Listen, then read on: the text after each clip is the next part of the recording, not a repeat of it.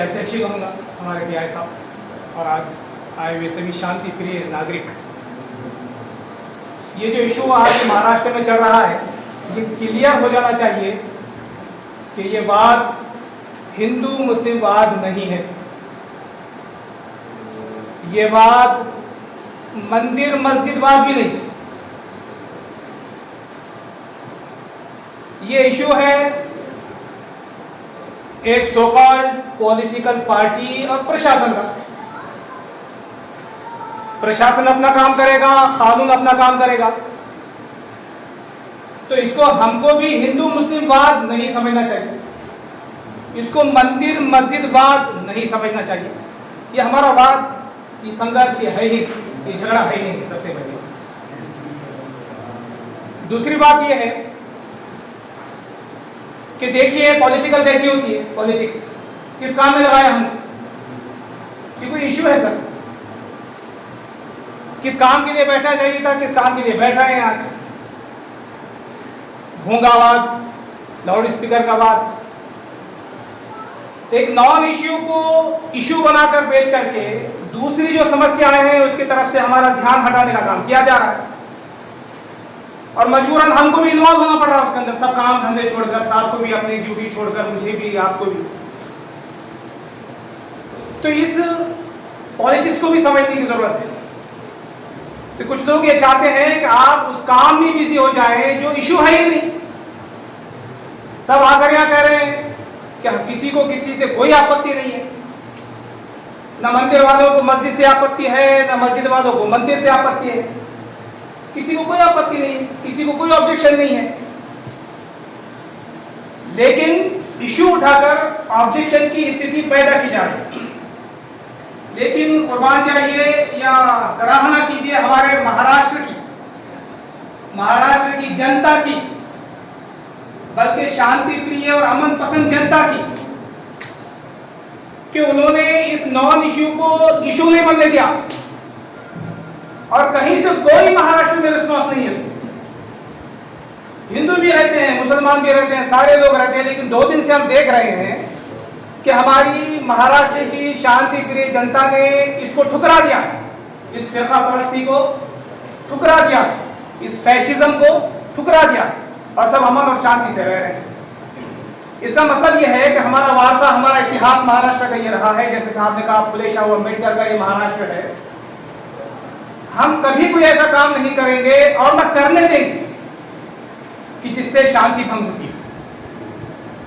मस्जिद से कभी कोई ऐसा काम नहीं किया जाएगा, न कभी किया जाता रहा है, न फ्यूचर में किया जाएगा कि जिससे समाज की शांति भंग हो।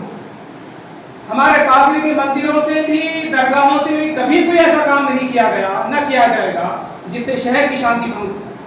हमारा इतिहास रहा है। बस बात है सिर्फ साउंड का।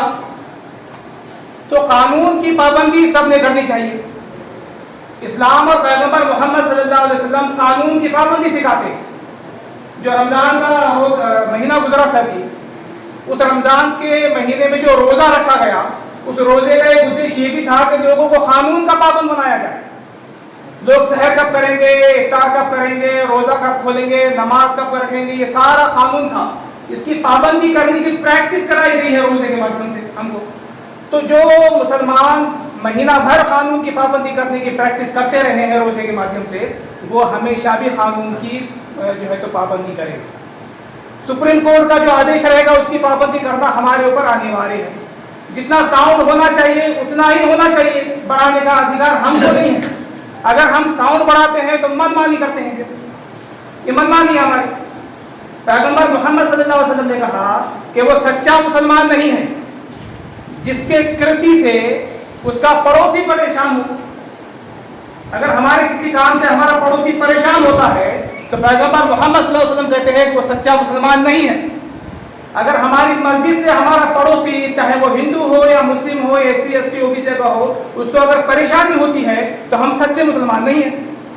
और सच्चे मुसलमान होने के लिए ज़रूरी है कि इस्लाम का अनुकरण किया जाए और इस्लाम का नियम यह है कि हमारे कारण कोई परेशान ना हो, हमारे कारण हमारा पड़ोसी परेशान ना हो, हमारे कारण हमारे शहर के कोई भी जात धर्म के लोग परेशान ना हो। अगर ये करते हैं हम तो हम सच्चे मुसलमान। तो इस बात की बहुत कोशिश करने की जरूरत है कि मंदिर का जहाँ तक मसला है, इंशाल्लाह हमारे यहाँ पर मंदिर के जो है सभासद लोग हैं, वहाँ के उसके अध्यक्ष हैं, जिम्मेदार लोग हैं, वो कंट्रोल करेंगे उसको। और मुसलमान होने की हैसियत से हमारी ये जिम्मेदारी है कि हम मस्जिदों के साउंड को कंट्रोल करें और नियमों का पालन करें। ऐसा नहीं होना चाहिए कि एक अजान पूरे बात में सुनाई दे रही, ऐसा नहीं होना चाहिए।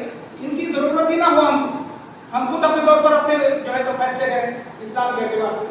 ऐसा नहीं होना चाहिए कि पूरे बात में अजान जो एक ही मस्जिद सुनाई दे रही चारों तरफ। इतना साउंड लिमिट होना चाहिए कि हमारे अजान हमारे मोहल्ले के घर तक सुनाई दे और बाकी लोगों को परेशान ना किया जाए। यही इस्लाम की उसूल है। ये ऐसा नहीं है कि आज कानून आया बोलकर हमको आवाज कम कर। नागरिकों ने मिलकर ये आश्वासन दिया, ये वचन दिया कि इंशाअल्लाह हम पाथरी में शांति बनाए रखेंगे और जो भी सुप्रीम कोर्ट का आदेश है उसका पालन करेंगे। मंदिर वाले भी थे, मस्जिद वाले भी थे, सभी लोग यहाँ पर आज मौजूद थे और सभी ने मिलजुल कर ये तय किया कि हम ऐसा कोई कार्य नहीं करेंगे जिससे पाथरी की या शहर की शांतता भंग हो। हम सब मिलजुल कर रहते आए हैं, इंशाअल्लाह मिलजुल कर रहेंगे और ये छोटे मोठे पॉलिटिशियन हमारी एकता को नहीं तोड़ सकते, ये इसका आश्वासन हम दे रहे हैं। आजच्या शांतता कमिटीचा मुख्य विषय हा होता की सध्या स्पीकरवरून जे एकंदर वातावरण आहे त्या अनुषंगानं पाथरी शहर आणि तालुक्यातील सर्व जी धार्मिक स्थळं आहेत त्या धार्मिक स्थळांच्या प्रमुखांचं एक मिटिंग घेणं आणि त्यांच्यासोबत चर्चा करणं हा उद्देश होता।